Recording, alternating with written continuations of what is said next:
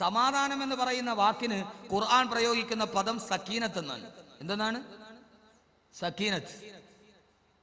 മനുഷ്യന്റെ മനസ്സിന് വല്ലാതെ ദുഃഖമുണ്ടായാൽ രാത്രിയിൽ ഉറക്കം വരാതെ കിടന്നുറങ്ങാൻ പറ്റാതെ 1000 ദുഃഖങ്ങൾ കടന്നു വരുമ്പോ ആ സമയത്ത് അവന് ദുഃഖത്തിന് പ്രയാസത്തിന് അറുതി വരുത്താൻ കഴിയുന്നത് ആർക്കാ? സഹോദരങ്ങളെ, അള്ളാന്റെ ഖുർആൻ പറയട്ടെ, ഞാൻ പറഞ്ഞതല്ല, അള്ളാന്റെ ഖുർആൻ പറയുകയാണ്. അള്ളാഹു അവന്റെ ഹൃദയത്തിന് സമാധാനം കൊടുക്കണം. പടച്ച തമ്പുരാൻ സമാധാനം കൊടുക്കണം. ഏത് പ്രയാസമുണ്ടാകുമ്പോ, ഏത് പ്രതിസന്ധിയുടെ മുമ്പിൽ നിൽക്കുമ്പോ അള്ളാഹ് പറയണം, ഭയക്കണ്ട, ഞാനല്ലേ കൂടെയുള്ളത്. സഹോദരങ്ങളെ, അലറി വിളിക്കുന്ന ചെങ്കടലിന്റെ മുമ്പിൽ ചെല്ലുമ്പോ മുമ്പോട്ട് പായാൻ ചെങ്കടലാണ്, പുറകുഭാഗത്ത് ഫറോവയുടെ പട്ടാളക്കാരാണ്. ആ സമയത്ത് മൂസാ നബിയുടെ ഹൃദയത്തിന് സമാധാനം കൊടുത്തതാരാ? അള്ളാഹ് പറഞ്ഞില്ല, കാലക്കല്ല, ഇന്ന മഅയ റബ്ബി സയഹ്ദീൻ. അലറിയടിക്കുന്ന തിരമാലകളുടെ മുമ്പിൽ വല്ലാതെ പകച്ചു നിൽക്കുമ്പോ കലീമുല്ലാഹി മൂസാ നബി അലൈഹിസ്സലാത്തു വസ്സലാം പറഞ്ഞതെന്താ? എന്റെ അള്ളയല്ലേ എന്റെ കൂടെയുള്ളത്, അവൻ എന്നെ കൈവിടില്ല, അവൻ എന്നെ ഉപേക്ഷിക്കില്ല, അവൻ എന്റെ ജീവിതത്തിനൊരു കൂട്ടാളിയാകുമെന്ന്. എത്രയോ സംഭവങ്ങൾ ഖുർആനിലുണ്ട്, അത് പറയാനുള്ള സമയം എനിക്കില്ലാത്തത് കൊണ്ടാണ്. അതുകൊണ്ട് സഹോദരങ്ങള്, ഇവിടെ തടിച്ചുകൂടിയ പുരുഷാരത്തോട് ഞാൻ പറയുകയാണ്, ദുനിയാവിലെ രണ്ടാമത്തെ പ്രതിഫലമേടാ, അല്ലാഹ് നമുക്ക് സമാധാനം നൽകണം. രണ്ടാമത് നമ്മുടെ ഹൃദയത്തിന് സമാധാനം നൽകാൻ അല്ലാഹ് ലോകത്ത് പടച്ചു വെച്ച ഒരേ ഒരാളേ ഉള്ളൂ.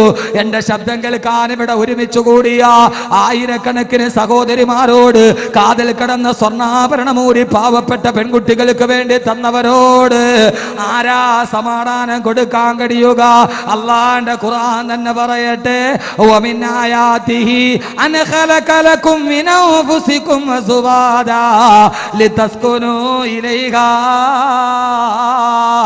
അല്ലാഹ് പറയുന്നു, നിന്റെ ഭാര്യക്കാണ്, നിന്റെ ഭാര്യക്കാണ് ഏത് പ്രയാസമുണ്ടായാലും, ഏത് ബുദ്ധിമുട്ടുണ്ടായാലും, എത്രയൊക്കെ ജീവിതത്തിൽ പതറിപ്പോയാലും സ്വന്തം ഭാര്യ കൂടെ നിന്നാ, എത്ര വലിയ കടബാധ്യതയാകട്ടെ, ഏത് വലിയ മാരക രോഗമാകട്ടെ, ഏത് വലിയ പ്രയാസമാകട്ടെ, അല്ലാഹ് പറയുന്നു, ആർക്കാ കഴിയുന്നതെന്നറിയോ?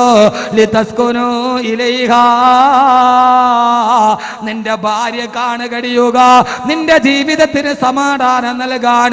അള്ളാഹുവിന്റെ ഏറ്റവും വലിയ സമാധാനത്തിന്റെ ഏറ്റവും വലിയ നിദാനമേടാ, അത് നിന്റെ ഭാര്യക്കാണെന്നല്ലാണ്ട് വിശുദ്ധ ഖുർആന്റെ ആയത്ത് വെച്ചിട്ട് ഞാൻ പറയുന്നു, മഹർ 2012 സംഘാടകരെ, അതിനെ ഏറ്റെടുത്ത നാട്ടുകാരെ, നിങ്ങൾക്ക് അല്ലാഹു നിങ്ങളുടെ ഭാര്യമാരെ ജീവിതത്തിൽ സാലിഹത്താക്കി തരുമെന്ന് അള്ളാന്റെ വിശുദ്ധ ഖുർആൻ.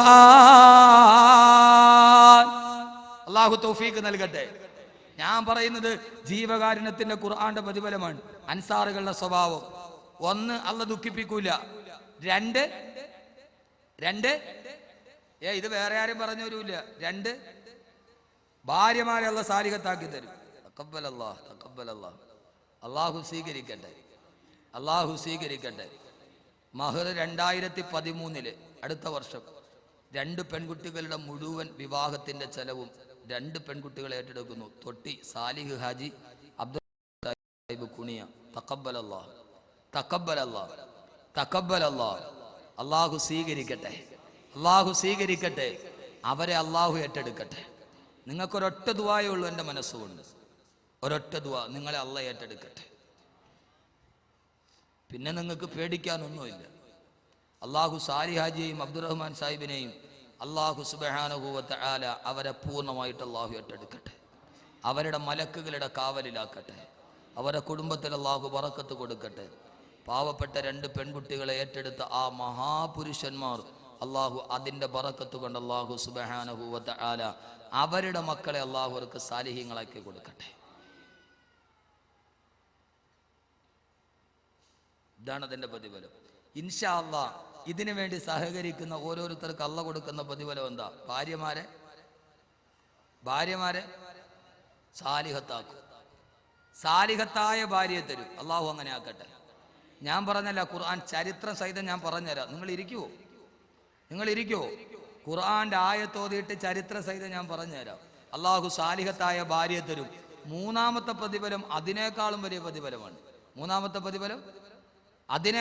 പ്രതിഫലമാണ്. ഇത് പ്രതിഫലം പറയാനുള്ള സദസ്സ്. അള്ളാഹു അങ്ങനെ ആക്കട്ടെ. ഖുർആൻ ഞാനല്ല.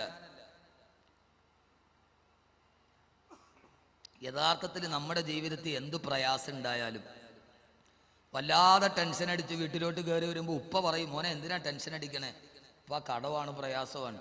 പേടിക്കണ്ട മോനെ, നമുക്കൊരു വഴി ഉണ്ടാക്കാം. നമ്മുടെ മനസ്സിന് അത്രയും സമാധാനം ഉണ്ടാവുമോ? സഹോദരങ്ങൾ പറഞ്ഞു, ഇക്ക എന്തിനാ വിഷമിക്കണേ? നമുക്ക് ഇൻഷാ അല്ലാഹ് പ്രയാസങ്ങളൊക്കെ മാറ്റാം. നമ്മുടെ മനസ്സിന് അത്രയും പ്രയാസം മാറ്റി കിട്ടുമോ? വല്ലാതെ ടെൻഷൻ അടിച്ച് കടവും വന്ന്, പ്രയാസവും വന്ന്, രോഗവും വന്ന്, എൻ്റെ പൊന്നു സഹോദരിമാരെ, നന്നായിട്ട് ഇങ്ങനെ അള്ളാഹു നിങ്ങളെ സൃഷ്ടിച്ചത് അതിനു വേണ്ടിയാണ്. രോഗമുണ്ടാകുമ്പോൾ ഭർത്താവിനെ വേണ്ടാന്ന് വെക്കുന്നതല്ല പെണ്ണ്. രോഗം വരുമ്പോൾ പാതിരാ സമയത്ത് ഭർത്താവ് ആകാശത്തേക്ക് നോക്കി ഇങ്ങനെ കിടക്കുമ്പോൾ തൊട്ടടുത്ത് കിടക്കുന്ന ഭാര്യ ലൈറ്റ് ഇട്ടിട്ട് വലത്തെ കൈ ഇങ്ങനെ കഴുത്തിൽ കൂടെ ചേർത്ത് പിടിച്ച് നമ്മുടെ മുഖത്തിന് നേരെ നോക്കിയിട്ട്, നിങ്ങൾ എന്തിനാ ബേജാറാവണേ? ദുഃഖമെങ്കിൽ ദുഃഖം, സുഖമെങ്കിൽ സുഖം, മരിക്കുന്നത് വരെ നിങ്ങളുടെ കൂടെ ഞാനുണ്ടാവും. എന്താണെങ്കിലും നമുക്ക് രണ്ടുപേർക്കും ഒന്നിച്ചനുഭവിക്കാം, ഖൈറാവട്ടെ ഷർറാവട്ടെ എന്ന് ഒരു ഭാര്യ പറഞ്ഞാൽ ആ സമയത്ത് മനസ്സിന് കിട്ടുന്ന ഒരു സമാധാനം ലോകത്ത് വേറൊരാൾക്കും തരാൻ പറ്റുമോ? എന്താ തലയാട്ടാത്ത? നിങ്ങൾക്കൊരു പ്രതീക്ഷയില്ലേ ഭാര്യമാരെ കുറിച്ച്? ഓളെ കൊണ്ട് അങ്ങനെയൊന്നും നടക്കൂല ഉസ്താദെ. അവള് വേണമെങ്കിൽ കഴുത്തേക്കടെ കൈയിടും. ഇട്ടിട്ട് എന്ത് ചെയ്യുന്നറിയോ? ഓള് കഴുത്തേക്കടെ കൈയിടും. പക്ഷെ ഇട്ടിട്ട് ഞാൻ കൂടെ ഉണ്ടാവുമെന്ന് പറയൂല. ഈ ദജ്ജാൽ ഇതോടെ മരിച്ചിരുന്നെങ്കിൽ എന്ന് പറയും. കഴുത്തിന് പിടിച്ച് ഞെക്കൂ ഉസ്താദെ എന്ന് പറയും. എൻ്റെ പൊന്നു സഹോദരങ്ങളെ, ഭാര്യ എന്ന് പറയുന്ന ഒരു സാധനം 3 കാര്യം ഒത്തുകിട്ടിയ അവൻ്റെ ജീവിതം രക്ഷപ്പെട്ടു. അല്ലെ, നെഹ്സ് ഉണ്ടെങ്കിൽ 3 കാര്യങ്ങളുണ്ടെന്നാണ് റസൂലുള്ള പറഞ്ഞത്. 1, വീട്. ചില വീട് ഒരാൾ ഉണ്ടാക്കി അതോടുകൂടി അവൻ തീരും. ചില വീടുകൾ എങ്ങനെയാണ്? നെഹ്സുള്ള 3 കാര്യം റസൂലുള്ള പറഞ്ഞിട്ട്. 1, വീട്. ചില വീട് വെച്ച് കഴിഞ്ഞാൽ അവൻ അതോടുകൂടി ഉപ്പുകല്ല് പൊടിഞ്ഞു പോണ പോലെ പോകും. 2, വാഹനം. നല്ല വീട്, നല്ല വാഹനം കിട്ടണം. ഈ പഴയ 82 മോഡൽ അംബാസഡറൊക്കെ എടുത്തിട്ട് കൊണ്ടുപോയി പണിയും. പണിതാ നിൽക്കുമോ? ഈ വയറിളക്കം ഉള്ളവന് കോണ ഉടുപ്പിച്ച മാതിരി ഇരിക്കും. അതങ്ങനെ പറഞ്ഞു പോകും. വെള്ളം താഴെ പോകും, മറ്റേ മത്തിന് മാത്രം അവിടെ കിടക്കും. ചില വണ്ടി എടുത്ത് അവൻ അതോടെ തീരും, അത് പണിഞ്ഞ് തീരും. നല്ല വീട്, നല്ല വാഹനം. 3, പെണ്ണ്, നല്ല ഭാര്യ നന്നായില്ലെങ്കിൽ സഹോദരങ്ങളെ ജീവിതാവസാനം വരെ സങ്കടമായിരിക്കും. അള്ളാഹു അങ്ങനെ സങ്കടപ്പെടുന്നവർക്ക് അള്ളാഹു മാറ്റി